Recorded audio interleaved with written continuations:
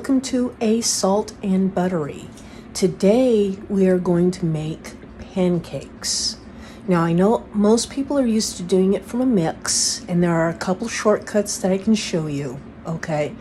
But they are simple to make. There's no need to do it from a mix unless that is what you choose. Now, one trick that I do is I actually mix the dry ingredients and save them as a mix, and then I can just add the liquid later. And I like the taste better than the mix that you usually get in the store. So, this is a really simple recipe. It's easy to do. It's called pancakes. And it is great for breakfast and great for starting the day. And I love to do this on weekends for my family. So, this is a simple recipe. Here we go.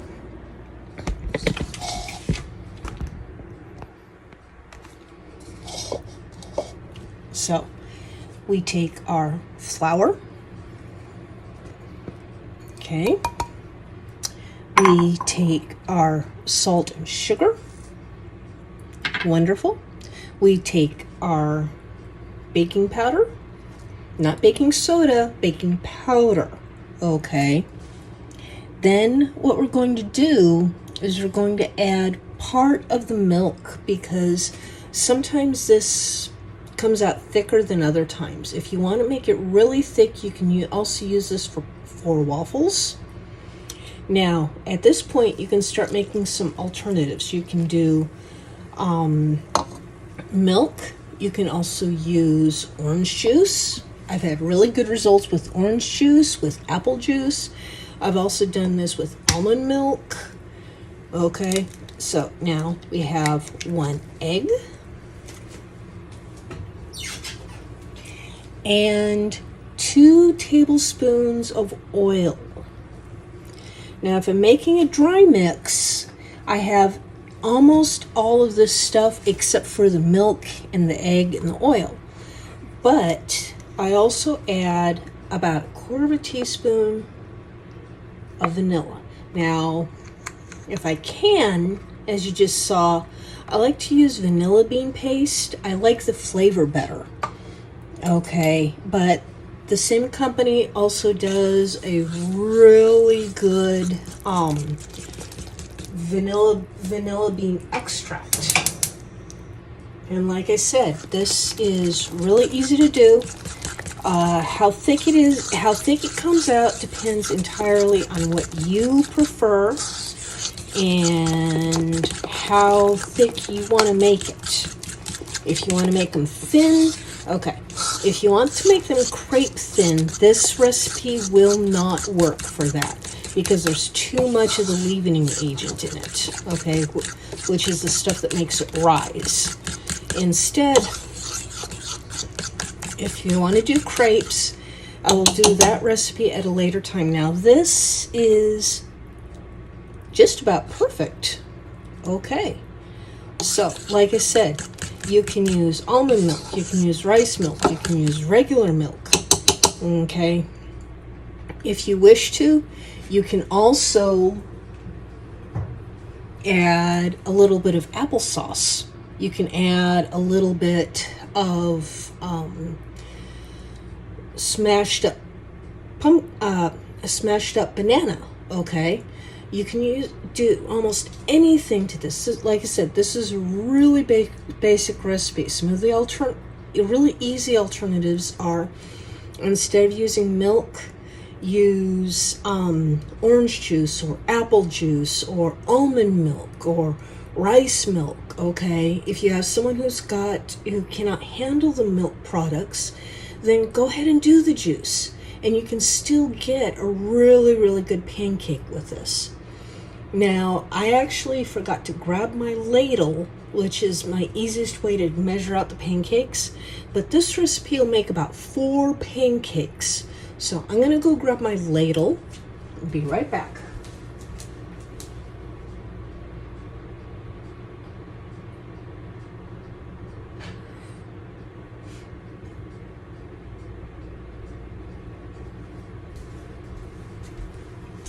Now, I don't have a fancy griddle or anything like that. I have just a basic frying pan with a stove. I mean, it's a pretty decent stove, but this is a basic frying pan on a stove. I wish I had a griddle for it. Okay, but I don't. So let's see if we can adjust things so that you can see what's going on in the pan. Okay, yes, that's perfect. Now, because I'm using a non-stick pan, I don't need any oil with this.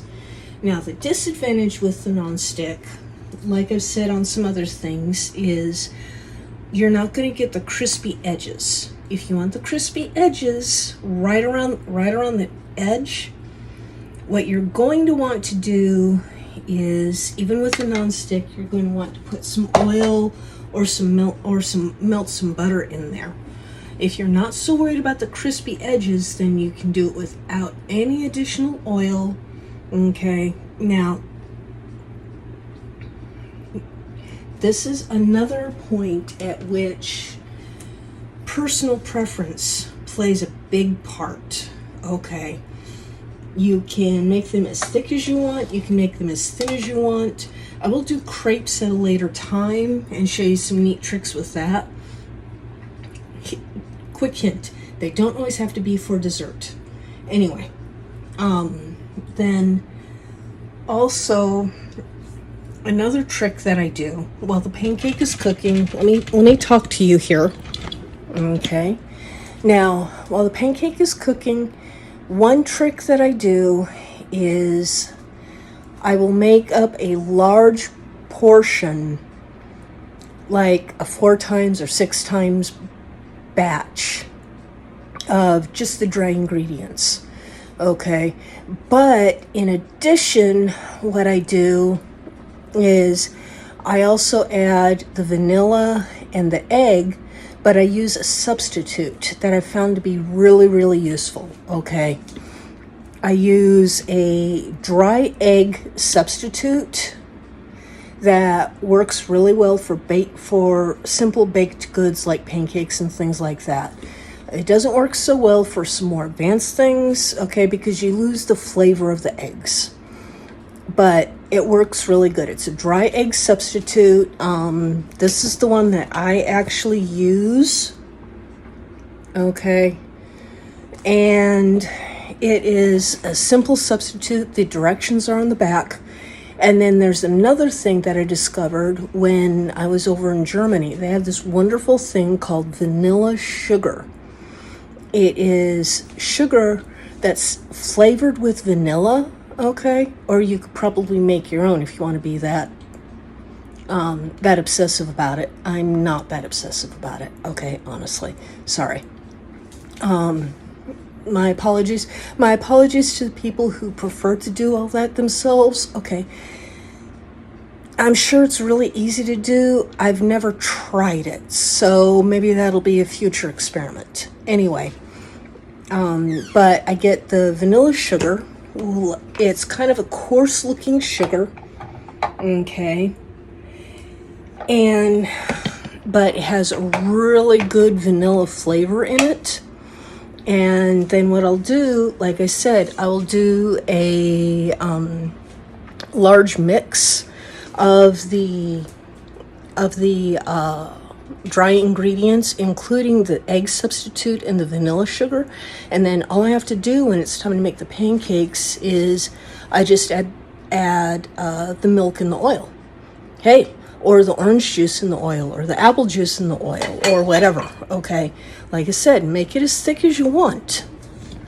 Okay, now, as we can see here, the pancake is nice and bubbly on top. That means it's safe to flip it. Okay, now, what we're doing is we're cooking it the rest of the way, and you can make this as light or as dark as you want. One thing that I have noticed is that if you use the orange juice or the apple juice, it will come out darker. That's just because of the additional sugars in the juice, okay? But if you're using milk or almond milk or rice milk or any type of milk substitute like that, it won't get as dark. As we can see here, it was ready to flip, but so it was ready to flip because it had all those nice bubbles on it. But because I'm not using oil and I'm not using butter, I'm not getting that crispy edges, okay? It's going to come out softer, and that's okay. If you prefer the crispier edges, then you're going to want to use some oil or some butter, or cook it in the pan that you cooked your bacon in so you get that nice bacony flavor in there, okay? That's the kind of thing you're going to want to do. Now, this pancake is almost perfectly done. So, let's get out the plate. Let's take a look at this pancake here. Okay. Here we go. Oh, yeah. That is a done pancake. Okay. So, here we have a really nice fluffy pancake that can be cut into, and we will see. Oh yes, that is a good pancake. See, it's cooked all the way through. Like I said, all you have to do is wait for those bubbles on the top before you flip it, okay? And I'm not fancy enough to be able to do the whole flip without using a spatula, okay? I'm not. No excuse, no shame in that. I also don't have a fancy griddle. I don't have anything fancy. All I have is a bowl, some basic ingredients, which most kitchens will have, okay? If your kitchen is fairly well stocked, mine is. I like a well-stocked kitchen. It makes me feel safe. Anyway, so this is a really basic recipe for pancakes.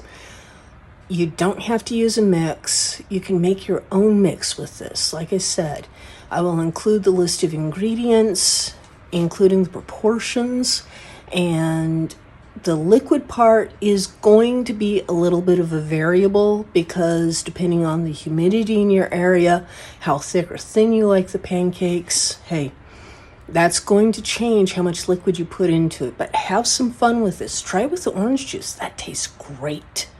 With the vanilla and the orange juice, it tastes really, really good. If you can get a hold of some of the dry honey, okay, like the honey granules or something like that, you can also do this with maple sugar, okay, which will give it a little bit of a mapley flavor before you even add any syrup.